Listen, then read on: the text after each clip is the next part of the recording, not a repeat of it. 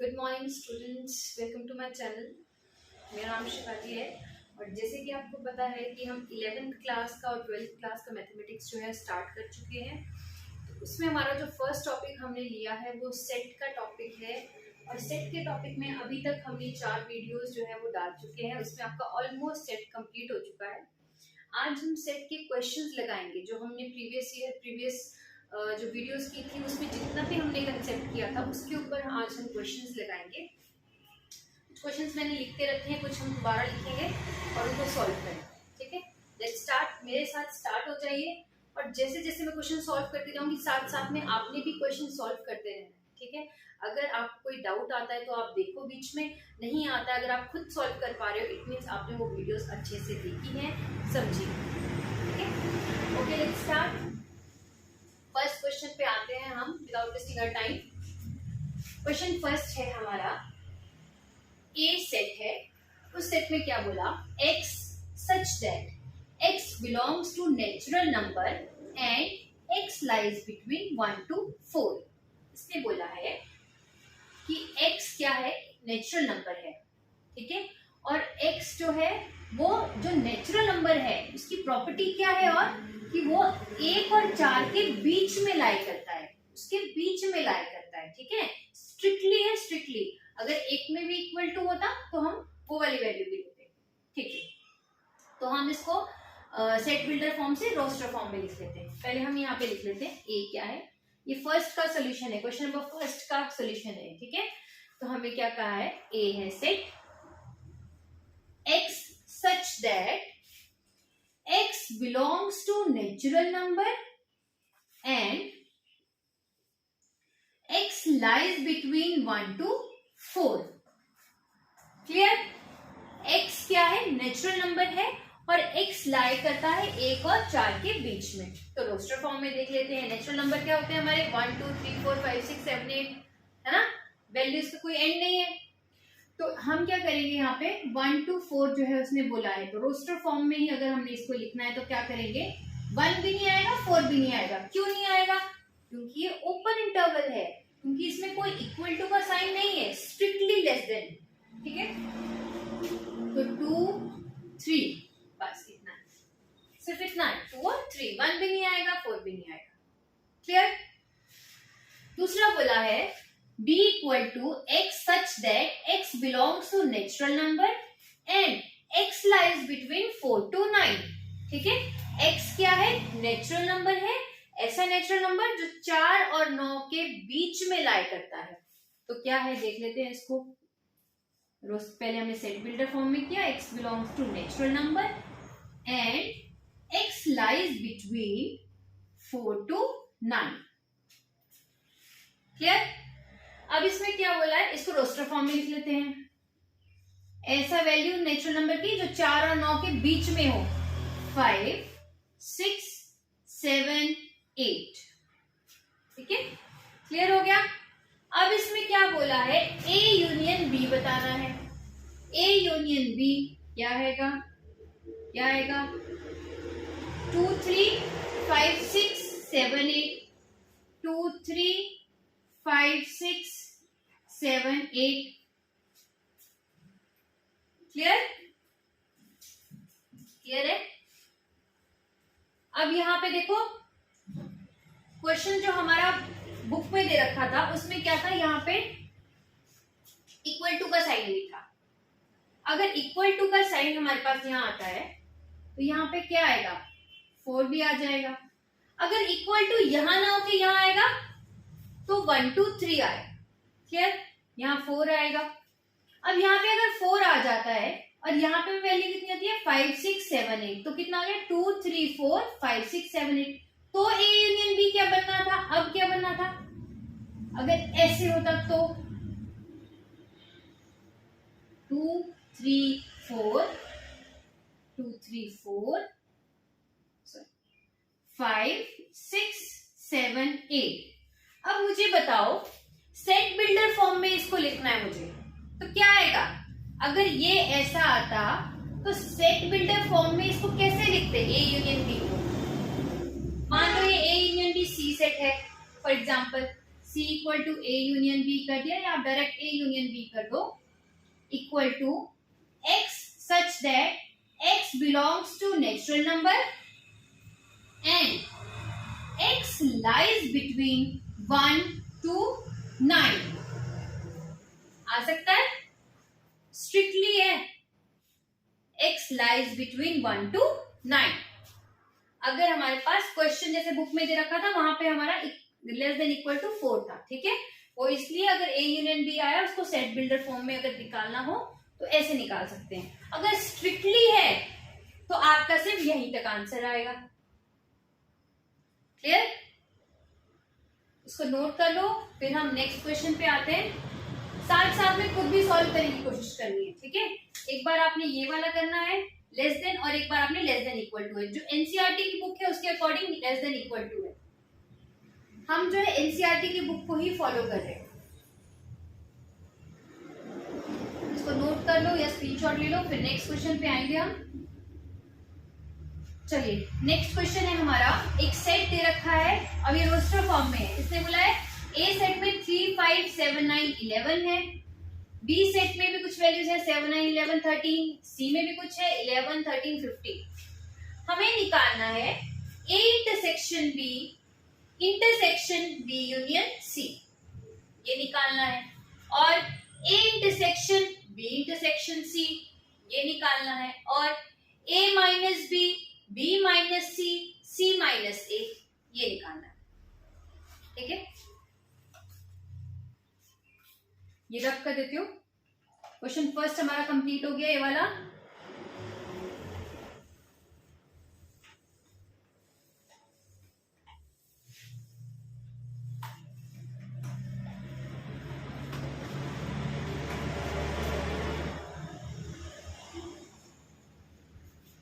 देखो ए सेट लिख लेते हैं पहले, यहाँ पे सेट ए क्या है। क्वेश्चन नंबर 2, ए सेट 3, 5, 7, 9, 11 ये है। बी सेट 7, 9, 11, 13, सी सेट 11, 13 और 15। क्लियर? ये दे रखा है। हमें बोला है ए इंटरसेक्शन भी, देखो एक मैं करवाऊंगी एक आप करेंगे। क्लियर? इन तीनों में से भी आपको एक होमवर्क के लिए करना है, कोई भी एक ले लो, ये वाला ले लो, बाकी मैं 2 करवा दूंगी। क्लियर? अब ए बी सी सेट में बोला है ए इंटरसेक्शन बी निकालो और बी यूनियन सी निकालो, फिर उनका इंटरसेक्शन करो। देखते हैं, ए इंटरसेक्शन बी निकाल देते हैं। इंटरसेक्शन का मतलब क्या होता है? जो कॉमन है तो निकालते हैं। इसमें क्या कॉमन है? ए और बी में कॉमन देखो कुछ है, 3, 5, 7, 9, 11, 7, 9, 11, 13। ओके, 7, 9 और 11 ये इसमें कॉमन है। ठीक, दूसरा है B union C. B union C हमने ब्रैकेट ही सॉल्व करनी थी ना पहले।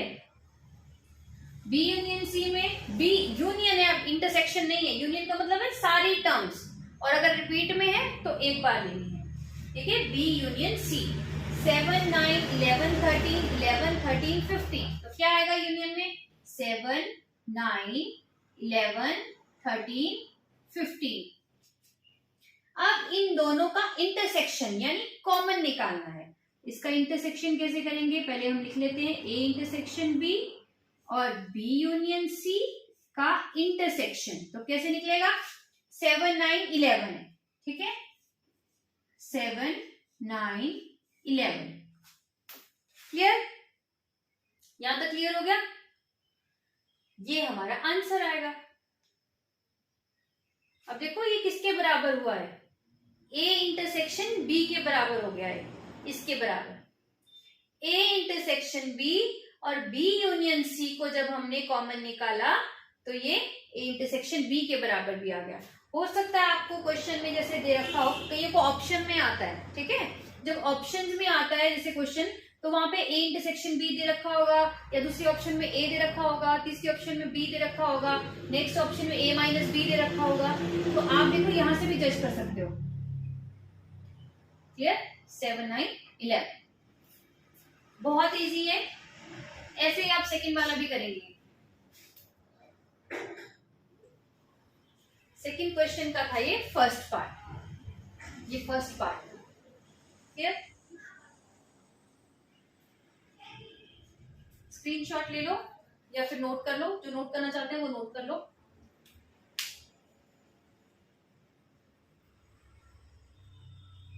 नेक्स्ट करेंगे हम इसका third part, a minus B. a minus B, ये देखो ये यहां तक ऐसे ही रहने देंगे, यही वाला रख देंगे बस।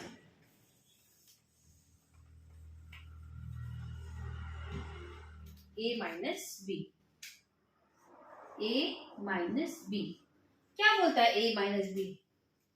a में से b की जो भी वैल्यू है वो निकाल दो, सिर्फ a की वैल्यू बचनी चाहिए, b का उसमें कुछ भी पार्ट है कॉमन तो वो निकाल दो। ठीक है, तो a में से पहले a है, मैं लिख दिया 3 5 7 9 11, माइनस b है 7 9 11 13। तो इसमें से b का कौन सा पोर्शन दिख रहा है? ये वाला पोर्शन है, तो इसको निकाल दो। तो a माइनस बी क्या आ जाएगा हमारे पास? 3 5। क्लियर? ऐसे ही करते हैं ना वेन डायग्राम में, ऐसे है ऐसे है। अब इसने क्या बोला है? a में से b का पोर्शन सारा निकाल दो। मतलब वैसे तो a ये पूरा था, लेकिन जब हमने b वहां से निकाल दिया तो ये जो पोर्शन b में चला गया ये भी हम निकाल देंगे। तो हमारे पास कौन सा पोर्शन रहेगा?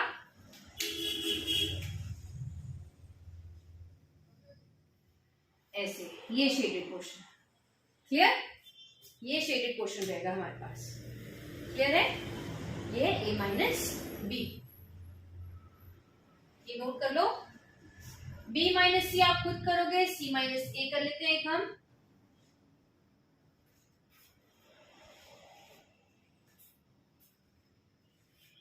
नोट कर लिया?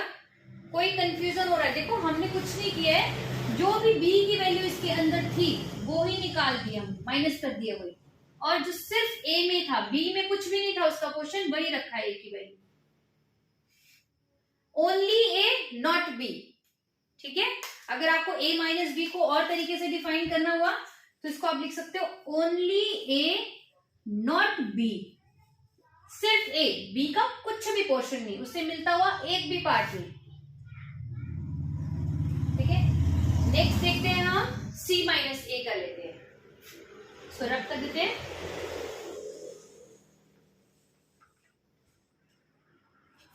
c minus a, c minus a, c क्या है? 11 13 15 और a क्या है? 3 5 7 9 11। अब कुछ लग रहा है कि जो इसके पास है और उसके पास भी है, इसको देखना है आपने। इसके अंदर कुछ ऐसा है जो इसमें भी है वैल्यू, कोई वैल्यू ऐसी है 11, कहीं है 11, देखो है 11 है, तो वो हमने निकाल दें। 13 है कहीं? नहीं है। 15 है कहीं? नहीं है। तो हमारे पास 11 निकाल दिया, तो क्या बचा? 13 एंड 15, तो ये आ गया c माइनस a। क्लियर है? तो ये आ गया c माइनस a हमारा।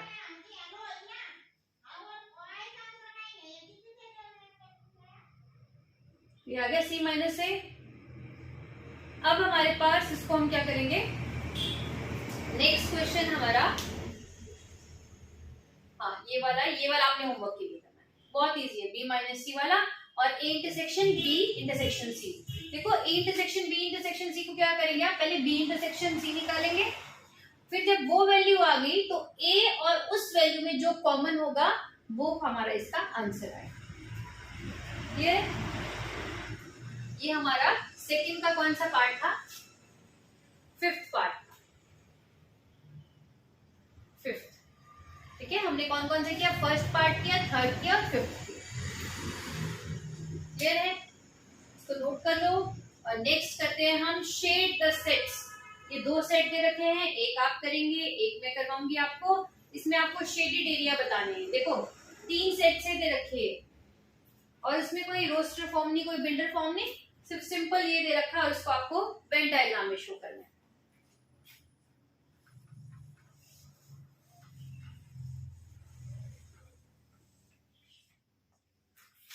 हाँ, फर्स्ट है हमारे पास ये क्वेश्चन नंबर है हमारा 3। क्वेश्चन नंबर 3 इसमें दे रखा है shaded the area A dash intersection B union C। ठीक है, B यूनियन C हमारे पास है वेन डायग्राम ये एक।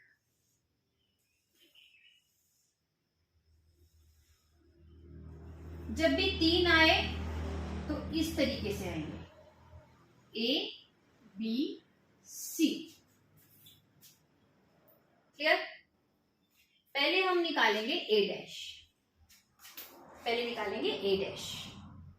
A डैश का मतलब क्या हुआ? कॉम्प्लीमेंट ऑफ A, मतलब A के अलावा जितना भी है वो सारा पोर्शन A डैश। A के अलावा जितना भी पोर्शन है वो सारा का सारा क्या है? A डैश है। क्लियर? तो A के अलावा कौन कौन सा पोर्शन है? ये सारा A के अलावा।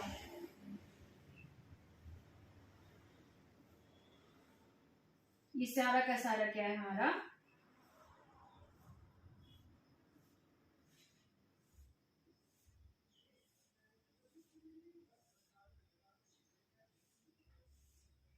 ठीक है, ये सारा का सारा, ये भी, दिस वन, ये भी, सी का भी।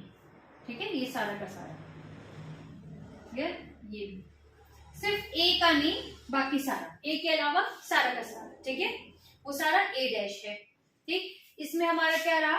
ये पोर्शन नहीं आएगा क्योंकि ये ए का है, ये पोर्शन भी नहीं आएगा क्योंकि ये ए का अंदर है, ये पोर्शन भी नहीं आएगा क्योंकि ये ए के अंदर है। ठीक है, ये हो गया ए डैश। दूसरा बनाते हैं बी यूनियन सी का, बी यूनियन सी का बना लेते हैं।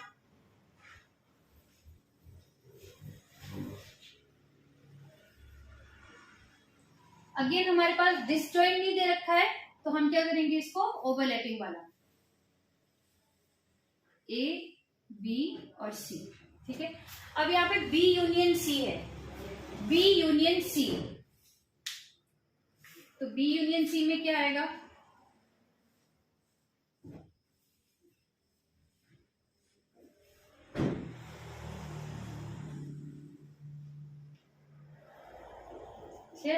बी यूनियन सी में ये बी का पोर्शन भी सारा, सी का पोर्शन भी, और यूनियन है तो हमने एटलीस्ट अगर ए में भी वैल्यू बी की और ए की कुछ वैल्यू सेम है तो उसमें कोई मैटर नहीं करता, हमें बी और सी की जितनी भी वैल्यूज है वो यूनियन लेनी है। ठीक है, ऐड करके लेनी है। मीन्स अगर मान लो एक सेट ए है वो बोल रहा है 2 3 4, एक सेट बी है वो बोल रहा है 4 5 6, और एक सेट सी है वो बोल रहा है 7 8 9।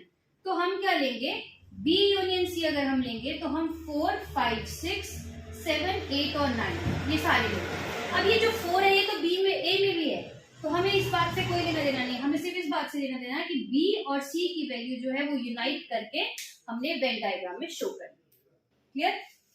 अब हमें बोला है कि इसका और इसमें कुछ कॉमन है, इंटरसेक्शन है ना, कॉमन है, तो वो इसका आंसर होगा। अब देखो कॉमन क्या है? बी का ये वाला पोर्शन और सी का ये वाला पोर्शन, ये नहीं लेंगे हम, ये वाला पोर्शन नहीं लेंगे क्योंकि ये ए ने ले लिया है और इसके पास ये है, इसके पास नहीं है, तो ये कॉमन नहीं हुआ। कॉमन क्या हुआ?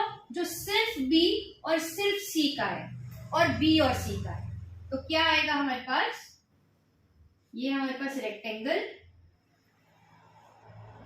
ए बी और सी, ए बी और सी। देखो कॉमन क्या क्या आया? इसके अलावा ये कॉमन है। ठीक है, अब इसमें ये है लेकिन इसमें ये नहीं है। ये जो कॉमन वाला पोर्शन है ये वाला, ये इसमें नहीं है, ये वाला ये इसमें नहीं है, ये वाला ये इसमें नहीं है, और ये वाली चीज इसमें नहीं है। तो कॉमन क्या है इसमें? बी का पोर्शन और सी का पोर्शन और बी और सी के बीच का पोर्शन, ये और ये 1 2 और 3, सिर्फ यही वाला। ठीक है, क्या आएगा यहाँ पे? शेडेड एरिया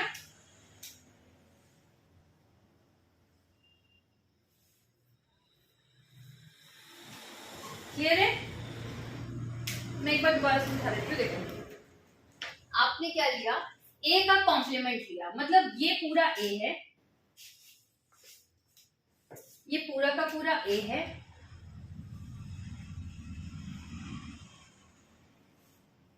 ये पूरा ए है, ठीक है। इसके अलावा जो भी है वो सारा का सारा क्या है, हमारा एक कॉम्प्लीमेंट है, ठीक है। चाहे वो बी में आ रहा है, चाहे वो यूनिवर्सल सेट में आ रहा है, कहीं भी आ रहा है, वो सारा का सारा क्या है, ए कॉम्प्लीमेंट, ठीक। अब यहाँ पे क्या है, बी यूनियन सी है, हमें बी से मतलब है, सी से मतलब है, ए में आ रहा है या नहीं आ रहा है, क्लियर। तो हमने बी और सी को शेडेड कर दिया। अब इसमें कॉमन क्या आ रहा है, कॉमन क्या है, ये पोर्शन है, ये वाला पोर्शन है 2 और ये वाला पोर्शन है, ठीक है। अब इसमें ये 3 पोर्शन कॉमन आ रहे हैं, ये इसमें है, इसमें नहीं है तो नहीं लेंगे, ये इसमें है, इसमें नहीं है तो नहीं लेंगे, ठीक है। तो कॉमन सिर्फ ये आएगा, क्लियर। शेडेड एरिया आएगा बी, बी इंटरसेक्शन सी और सी, ठीक है। बी माइनस ए, बी इंटरसेक्शन सी, सी माइनस ए, ऐसे बोल सकते हैं, ठीक है। ये स्टेम क्या है, सी माइनस ए है, ये स्टेम क्या है, बी माइनस ए है, ये क्या है, बी इंटरसेक्शन सी है, क्लियर। B intersection C minus A को हटा दिया, ठीक। तो ये आएगा हमारा शेडेड पोर्शन। सेकेंड वाला आपने करना है, आप क्या करोगे, पहले सी माइनस बी, सी में से बी, तीनों बनाने, तीनों के तीनों डिस्जॉइंट सेट बनाने हैं, और फिर क्या लिखना है, सी में से बी निकाल देना है, वो एरिया शेडेड करो, फिर ए का कॉम्प्लीमेंट इस तरीके से बना दो, ठीक है, और उसमें कुछ कॉमन है तो वो क्वेश्चन को शेडेड एरिया, ठीक है। ये आ गया हमारा।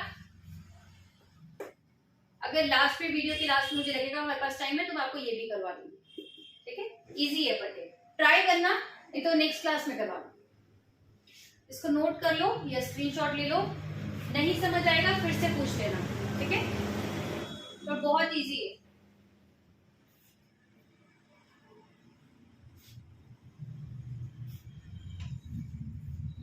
देखो नेक्स्ट क्या है हमारे पास, नेक्स्ट क्वेश्चन, फोर्थ क्वेश्चन है हमारा, 2 फाइनाइट सेट्स, 2 फाइनाइट सेट है m एंड n एलिमेंट्स, ठीक है। 2 फाइनाइट है, मतलब फाइनाइट का मतलब क्या होता है, काउंटेबल है, हम काउंट कर सकते हैं, कितने भी हो सकते हैं हमें नहीं पता। एक में m एलिमेंट्स है, एक में n एलिमेंट्स है, चाहे 4 5 हो जाए, 4 एलिमेंट्स 6 एलिमेंट्स जितने भी हैं, ठीक है। दूसरा बोला इन्होंने, the total number of subset of the first set is 56, more than the total number of subset of the second set, then the value of m and n। इसको रब कर लेते हैं पहले।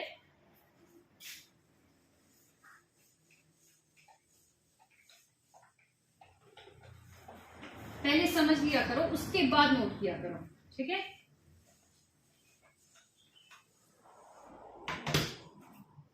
देखो इधर ध्यान दे दो, 2 फाइनाइट सेट है, have m and n element.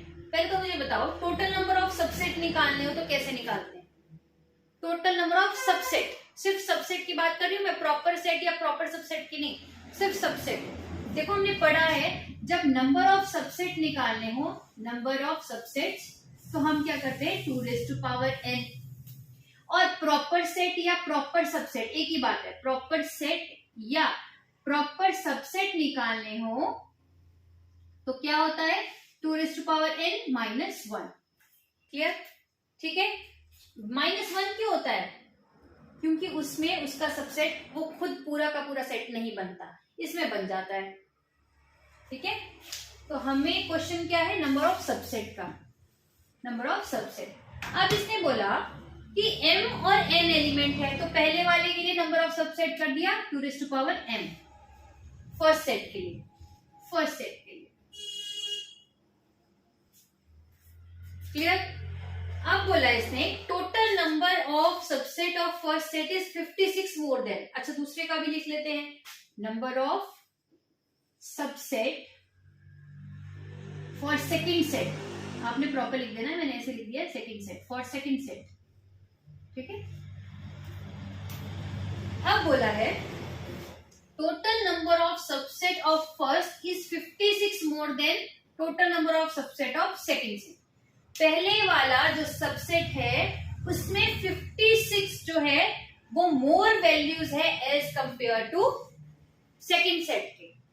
इसमें 56 ज्यादा वैल्यू है एज कंपेयर टू इसके। ऐसे बोल सकते हैं इसको कि 2 रेज टू पावर m में अगर 56 वैल्यू निकाल दें 2 रेज टू पावर n में, ठीक है, 2 रेज टू पावर n में सेकंड वाले में 56 डाल दें तो फर्स्ट वाले के बराबर हो जाएगा। ऐसा हो सकता है। बोला क्या है कि जो पहले वाला है ये है वो क्या है, इसमें 56 और ऐड करें, ठीक है, total number of subset of first set is 56 more than the total number of subset of second set. Second वाले के कंपैरिजन में पहले वाले के 56 है ज्यादा। तो इसका क्या मतलब हुआ कि पहले वाला कितना स्ट्रॉन्ग है। अगर हम दूसरे में 56 ऐड करते हैं तो ये पहले वाला बनता है। या फिर अगर आपको इसमें कंफ्यूजन होता है तो ऐसा करने की जगह आप बोल सकते हो कि दोनों में डिफरेंस कितना हुआ, दोनों सबसेट में 56 का। अकॉर्डिंग टू क्वेश्चन क्या बनेगा हमारा, 2 raise to power m minus 2 raise to power n is equal to 56। कैसे हुआ, फिर से देखो statement, total number of subset of the first is 56 more than the total number of subset of the second set. जो पहले वाला सेट है उसके पास 56 मोर वैल्यूज है एज कंपेयर टू दूसरे वाले सेट के, ठीक है। तो मतलब वो वैल्यू ज्यादा बड़ी हुई तो ज्यादा बड़ी हुई तो इसका मतलब वो वैल्यू इतनी है कि दूसरे वाले में इतना ऐड करना पड़ेगा तब ये बराबर हुए। या फिर इन दोनों सेट का जो सब्ट्रैक्ट करेंगे हम, ठीक है, माइनस करेंगे तो वो इतना डिफरेंस होगा, क्योंकि इतना ज्यादा है ना इससे, ये इससे ज्यादा है। कितना ज्यादा है, इतना ज्यादा है, ठीक है। तो जितना भी ज्यादा है वो माइनस हो जाएगा। आ गया। अब इसके बाद क्या है, हम क्या करेंगे, 2 raise to power n common ले लेते हैं। 2 raise to power n common ले लिया, क्यों कॉमन लिया अभी पता चल जाएगा। 2 रेज टू पावर m, यहाँ पे कुछ नहीं था, 2 रेज टू पावर n लिख दिया, -1 कर दिया, 56। क्लियर। अब हमें पता है यहाँ पे क्या है, दोनों बेस सेम है, बीच में डिवाइड का साइन है तो पावर क्या हो जाती है, माइनस। ये एज इट इज उतार दिया, 2 raise to power m minus n -1, 56। Clear.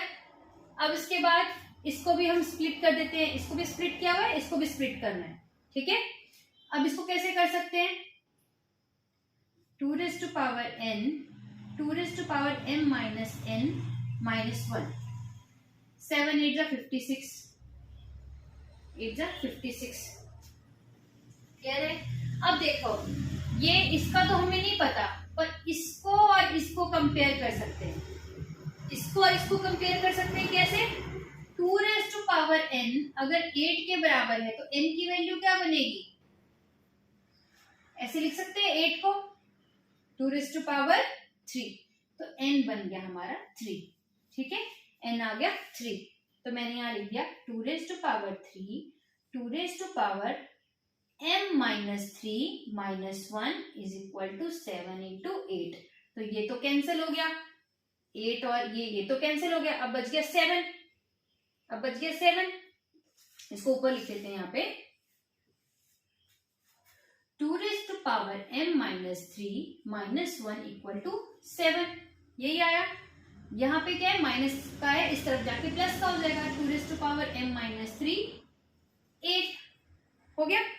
अब 2 raise to power m minus 3 को हम 2 रेज टू पावर 3 लिख सकते हैं।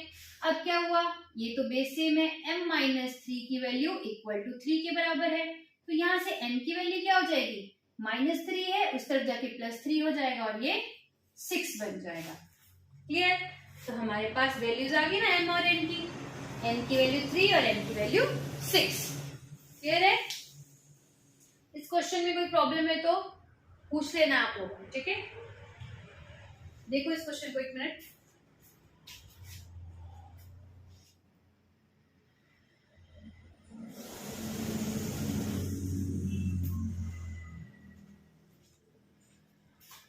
क्वेश्चन देख लो, बहुत इजी है। बस इतना ध्यान रखना, अगर एक वैल्यू में दूसरी वैल्यू से बड़ा या छोटा बताया है तो इट मीन उतना डिफरेंस है उनके बीच में, ठीक है। अगर आपको कंफ्यूजन हो रहा है कि किसको हम प्लस में लिखें किसको माइनस में, तो सिंपल डिफरेंस दे दो और सामने इक्वल टू में वो वैल्यू लिख दो, ठीक। उसके बाद हमने कुछ नहीं किया, यहाँ पे 2 raised to power n बाहर ले लिया, इसके पास नहीं था, ठीक है। जब इसके पास नहीं थी वैल्यू तो हमने क्या किया, हमने अज्यूम कर लो कि 2 raised to power n यहाँ मल्टीप्लाई और यहाँ डिवाइड कर दिया, ठीक है।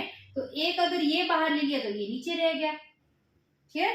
ये अपनी मर्जी से मल्टीप्लाई और डिवाइड कर दिया, तो एक या मल्टीप्लाई वाला बाहर ले लिया तो डिवाइड वाला रह गया। और यहाँ पे क्या है, इसके पास तो थी वैल्यू, क्लियर। और यहां से कर लेना अगर आपको डाउट होता है तो, क्लियर। Is equal to 56।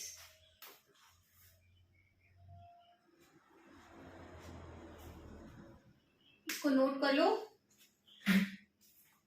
इसके बाद हम कुछ इसमें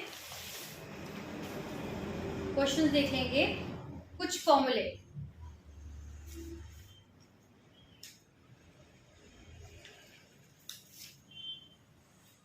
हमारी शायद नेक्स्ट क्लास तक ये आपका सेट का कंप्लीट हो जाएगा।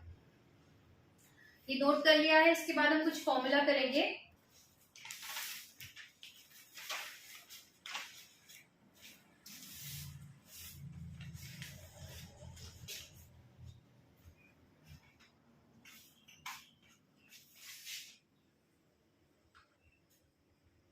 आई होप आप लोगों ने कर लिया होगा। इसको मैं रब कर देती हूँ।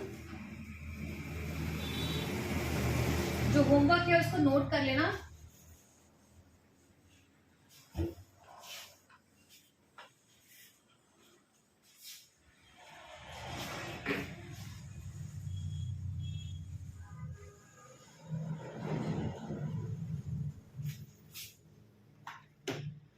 नेक्स्ट है हमारे पास कुछ फॉर्मूले हैं जिसको हम एप्लीकेशन ऑफ सेट्स भी बोलेंगे।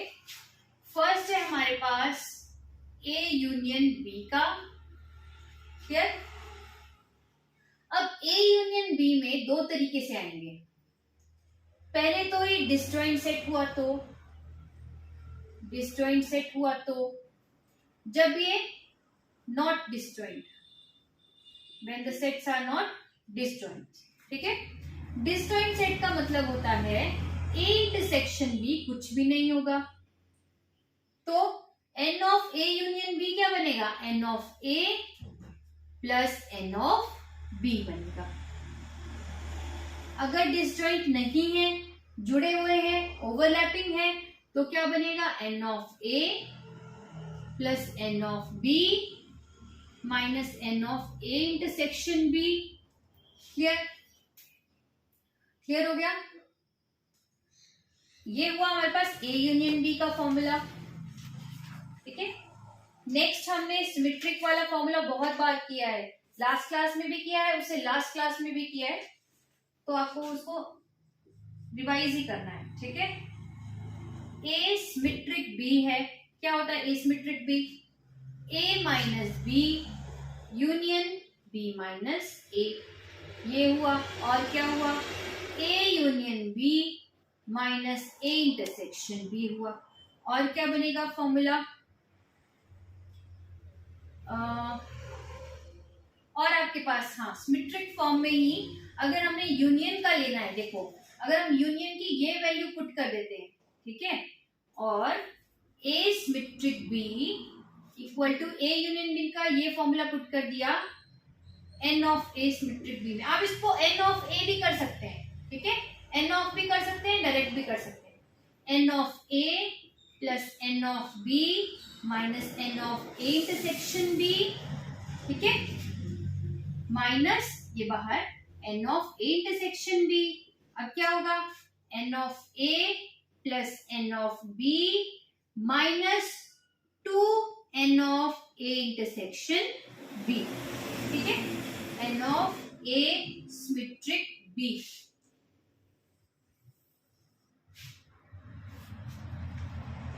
क्लियर,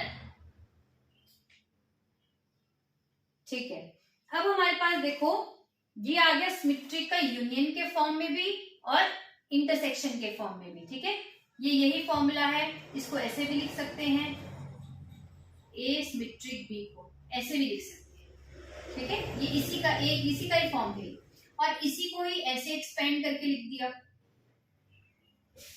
अब इसी में हमने अगर ए और बी का फॉर्मूला करना है, ए का फॉर्मूला करना हो तो क्या होगा, सिर्फ ए चाहिए हमें, A minus B union A intersection B. अगर ए चाहिए हमें, ए माइनस बी, ए में से बी का क्वेश्चन निकाल दो सारा का सारा, यूनियन ए और बी का कॉमन। कैसे, मतलब क्या हुआ, ये देखो दो ही सेट की बात हो रही है, हम दो ही लेंगे।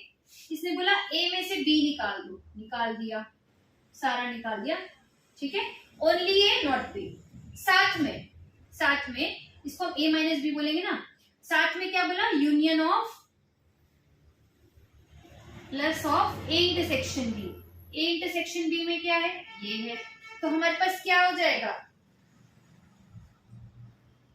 ए माइनस बी, सॉरी हमने ना इधर लेना चाहिए था, शीट एरिया, ये वाला क्वेश्चन, ए माइनस बी, ए लिया नॉट बी, ठीक है, प्लस ये क्वेश्चन है, तो क्या हो जाएगा, इक्वल टू करके दोनों को सम करके क्या हो जाएगा, ए बी, ये पूरा बन जाएगा इस तरीके से, ए, तो ये बन गया ना ए, पूरा ए, इसमें ए माइनस बी भी है, union of common of A intersection B भी, ठीक है।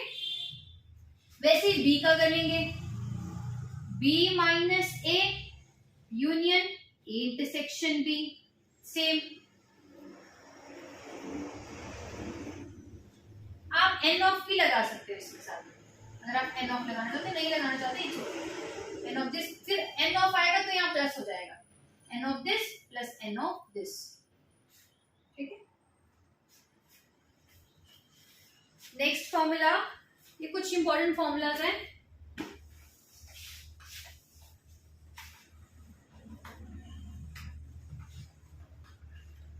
नेक्स्ट फॉर्मूला है A union B union C, N of A union B union C, ठीक है। तो ये तो हमें पता है, N of A plus N of B plus N of C minus N of A intersection B minus N of B intersection C minus N of C intersection A plus N of A intersection B intersection C, clear, ठीक है, ये formula. और इसी फॉर्मूले में अगर आपसे पूछा जाए कि exactly two of the three set निकालने हैं, you have to find exactly two of the three sets A, B और C में से सिर्फ दो सेट की वैल्यूज निकालनी है हमें, तो कैसे निकालेंगे, लिखो, equal to N of A intersection B plus N of B intersection C plus N of C intersection A minus 3n of A intersection B intersection C। Intersection का मतलब होता है कॉमन, यूनियन का मतलब होता है सारी वैल्यूज आइदर और, ठीक है। यूनियन में हम एंड लगाते हैं, उसमें आइदर, यूनियन में हम आइदर और लगाते हैं, और इंटरसेक्शन में हम एंड लगाते हैं, इंटरसेक्शन में हम एंड लगाते हैं, यूनियन में हम आइदर और लगाते हैं, ठीक है। इसमें हमारा क्या होता है, कॉमन वैल्यूज आती है, इसमें हमारा क्या होता है, ऐड करते हैं वैल्यूज, ठीक है। अब अगर एग्जैक्टली 3 के 3 निकालने हो, एग्जैक्टली 3 के 3 ही सेट निकालने हो, ए बी और सी ही निकालने हो, exactly 3 of the 3 sets A B और सी में से, तो क्या आएगा, N of A plus N of B plus N of C minus 2n of A intersection B minus 2n of B intersection C minus 2n of C intersection A plus 3n of A intersection B intersection C। ठीक है, ये आएगा। ये formula कर लेना, लेकिन जब हम क्वेश्चंस में आएंगे तो मैं इस तरीके से भी आपको बता दूंगी, और एक और बहुत वेन डायग्राम से बहुत इजी तरीका है, ठीक है, उससे भी आपको क्लियर करवा दूंगी। ठीक, ये नोट कर लो। फिर एक लास्ट फॉर्मूला है, वो आपको बता देती हूँ, ये नोट कर लो। वो थोड़ा सा डायग्राम के साथ मुझे बताना पड़ेगा आपको, इसको नोट कर लो या स्क्रीनशॉट ले लो। आई होप पढ़ने के लिए तो आ रहा होगा आराम से।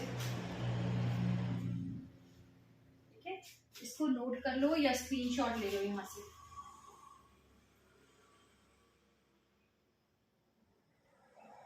ठीक है, स्क्रीनशॉट ले लिया होगा।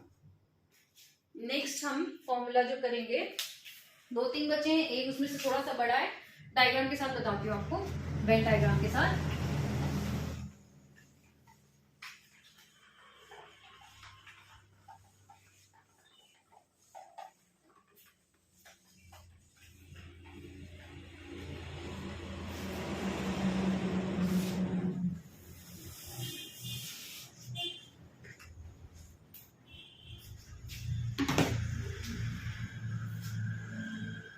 डायग्राम बना देती हूँ।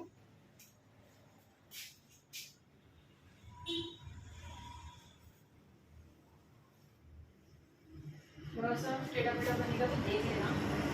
ठीक है, मेरा सिर्फ आप ये एम है कि आप क्लियर हो जाए आपको। A B C, A B and C, clear है? या यहाँ लिख लो A, ज्यादा डाउट है ज्यादा। ठीक है, B और C, क्लियर? ये आ गया A B और C, क्लियर है? अब इसमें सबसे पहले याद रखना, ये पोर्शन क्या है, ये पोर्शन क्या है। मैं थोड़ा सा इसको बड़ा बना देती हूँ और, ताकि मैं लिख सकूं इजीली। थोड़ा सा बड़ा बना देती हूँ ताकि मैं अंदर भी वैल्यूज लिख सकूं।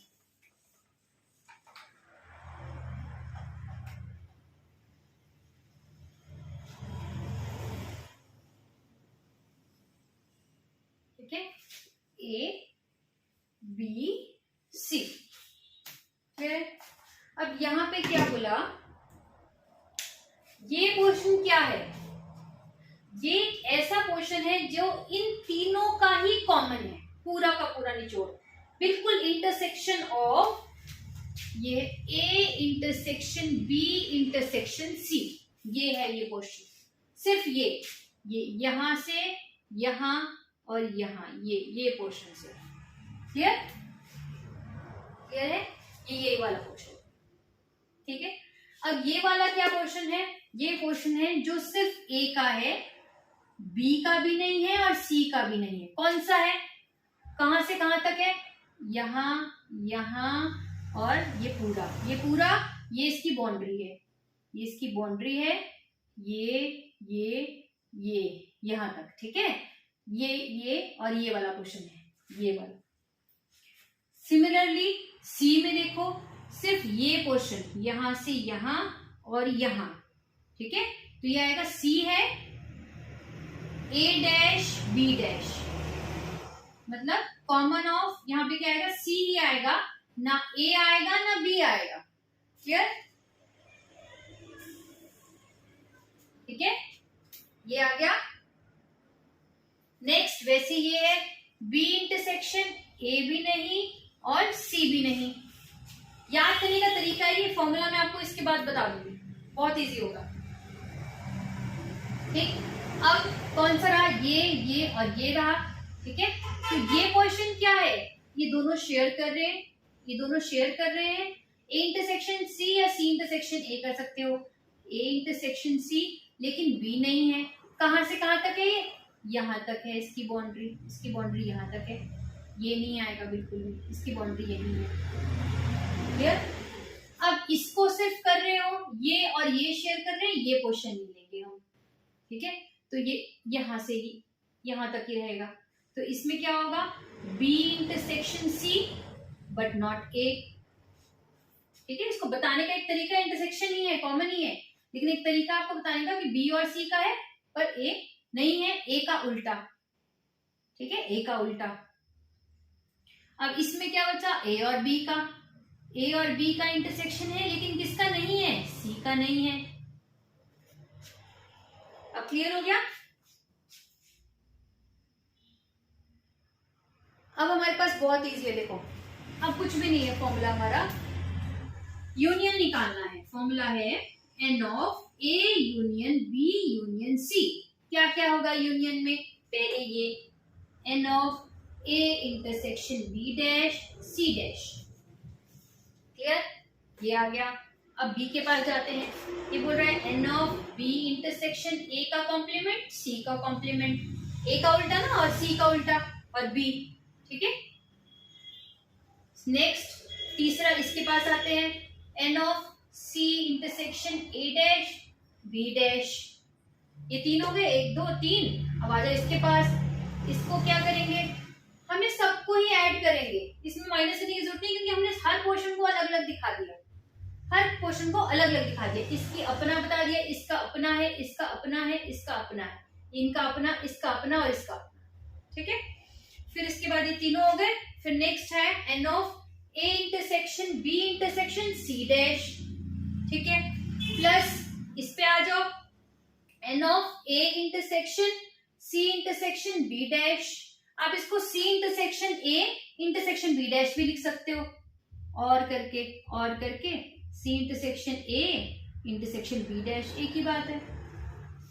Next plus N of B intersection C intersection A dash.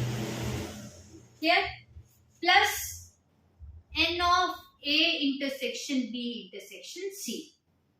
ठीक है, 1 2 3 4 5 6 7, 1 2 3 4 5 6 7, ये है हमारा इसका फॉर्मूला। क्लियर है, हर क्वेश्चन को हमने अलग अलग बता दिया। ये बी है, उसमें कॉमन क्या होगा, ए का कॉम्प्लीमेंट सी का कॉम्प्लीमेंट, यानी ए नहीं आएगा सी भी नहीं आएगा। ठीक है, तो ए का कॉम्प्लीमेंट और सी के कॉम्प्लीमेंट में जो कॉमन होगा साथ में बी की वैल्यू। ठीक है, तो ये आगे इसका फॉर्मूला। अगर आपको समझ नहीं आ रहा है इस वीडियो को दोबारा देखना, इस क्वेश्चन से आपको एक एक चीज क्लियर करके बता दी मैंने, एक एक क्वेश्चन क्लियर बता दिया। इस क्वेश्चन का अलग है, इस क्वेश्चन का अलग है, इस क्वेश्चन का अलग है, हर एक क्वेश्चन का। अब जैसे यहाँ का लिया है तो इसके अलावा से ये यहीं तक ही कवर होगा, यहीं तक यहाँ तक ही कवर होगा। ठीक है, क्लियर। तो ये आगे इसका फॉर्मूला। एक चीज और है इसमें, कॉम्प्लीमेंट के कुछ फॉर्मूले हैं जो हमने पहले भी कल भी पढ़े थे, जो डी मॉर्गन्स की तरह ही है ये, लेकिन इसमें एन ऑफ के फॉर्म में दे रखा है तो हम ऐसे लिख लेते हैं। फॉर्मूला है N of A dash union B dash. तो कैसे करेंगे, ए डैश है और बी डैश है, दोनों का यूनियन है, तो हम क्या करेंगे, universal set of minus of A intersection B.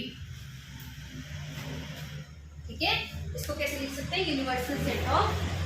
क्यों लिखा हमने ऐसा, क्यों लिखा, देखो हम इसको ऐसे भी लिख सकते हैं, N of A union B का होल कॉम्प्लीमेंट लिख सकते हैं, ए यूनियन बी का होल कॉम्प्लीमेंट। बाहर लेंगे ना हम कॉम्प्लीमेंट, जब हम बाहर ले गए कॉम्प्लीमेंट को तो ए डैश का ए बन गया, यूनियन का इंटरसेक्शन बन गया, बी डैश का बी बन गया। अब सबका ऊपर हम कॉम्प्लीमेंट ले रहे हैं, तो इसको हमने ऐसे लिख सकते हैं, ए यूनियन बी का कॉम्प्लीमेंट मतलब universal set minus A union A intersection B. Clear. अब नेक्स्ट है हमारे पास इसका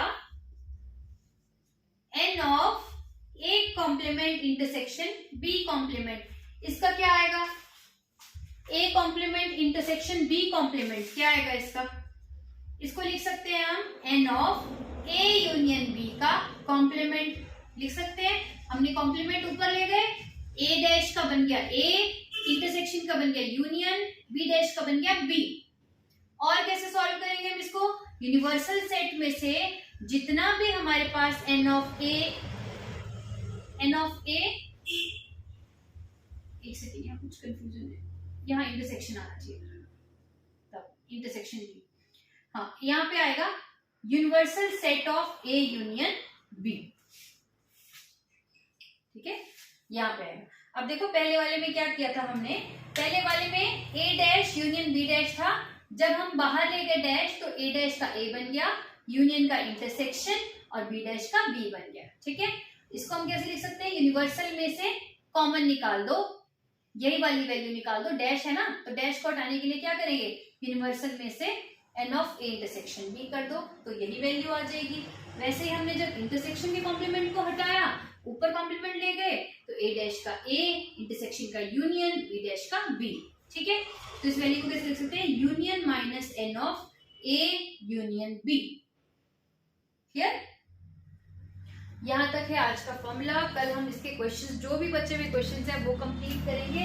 अगर आपको ये वीडियोस पसंद आ रही है तो प्लीज लाइक करें, शेयर करें, सब्सक्राइब करें। और लास्ट वीडियो होगी आई थिंक इसकी सेट की, उसमें हम जितने भी इसके क्वेश्चन, ऐसे क्वेश्चन होंगे उनको भी हम कवर कर लेंगे, एक या दो जो भी लास्ट वीडियोस आएंगे सेट की। ठीक है, उसके बाद हम सेट कंप्लीट कर देंगे। और आपको सेट के क्वेश्चन बीच बीच में से जो भी मैं दे रही हूँ, अगर आप उस वीडियो के एंड में कर रहे हो तो मैं उस पर रिस्पॉन्ड करती रहूंगी। किसी भी वीडियो के एंड पे अगर आपको कोई भी क्वेरी उससे रिलेटेड आ रही है, उस टॉपिक से रिलेटेड, तो आप प्लीज कमेंट बॉक्स में डालिए। ठीक है, thank you so much for the class, thank you students.